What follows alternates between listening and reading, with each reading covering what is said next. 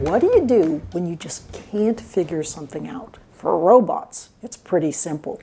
They can just keep bashing their heads against the wall. But living brains are a lot more complex. It turns out if you can understand just a little bit about how your brain works, you can learn more easily and be less frustrated. I'm Barb Oakley, working with Arizona State University. Arizona State wants to help you learn how to learn. Together with my friend, motivational speaker Greg Hammonds, we're bringing you some short videos with the secrets to learning more easily, based on the book Learning How to Learn. Neuroscientist Terence Sanowski, we just call him Terry, will be helping you understand even more about what's going on in your brain. But don't worry, I'll help make it easy, and I'll be back later to show you how.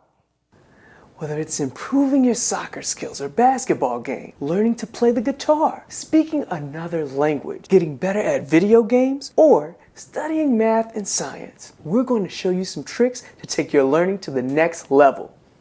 Today's key point, your brain has two different ways of learning. One is the focused mode. That's when you're paying close attention to something. The other is the diffuse mode. That's when you don't seem to be thinking about anything in particular. Learning involves going back and forth between the focused and the diffuse modes.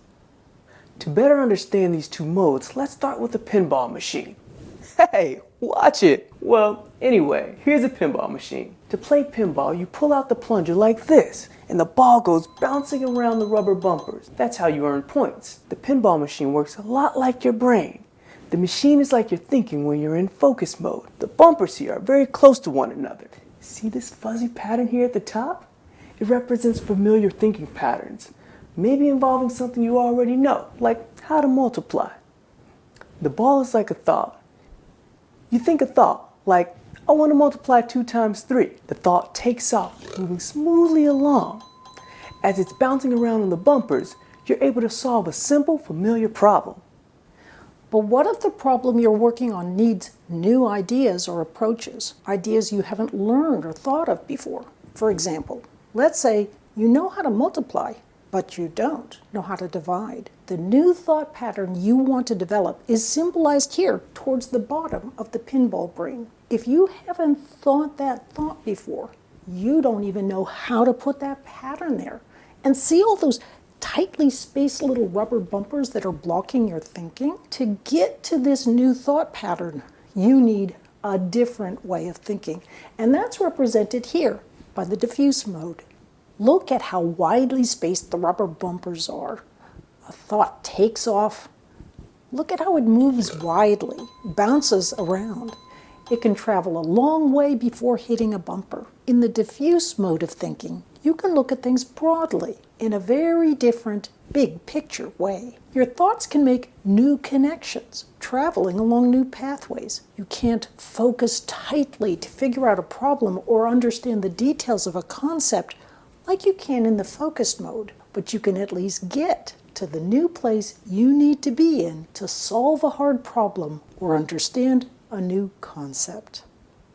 When you're learning, you're either in the focused mode or the diffuse mode. You can't be in both modes at the same time. It's kind of like a coin.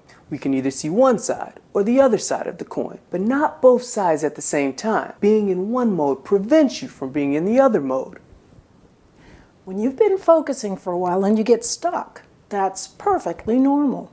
Being stuck is a signal for you to step back from the focus mode for a little while, to let your brain's diffuse mode go to work. To do that, turn to something different, or just take a break.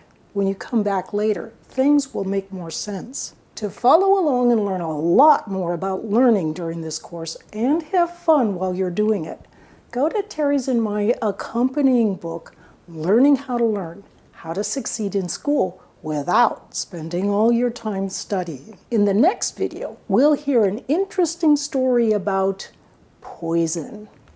I'm Barb Oakley. I'm Greg Hammonds. And I'm Terry Sanowski.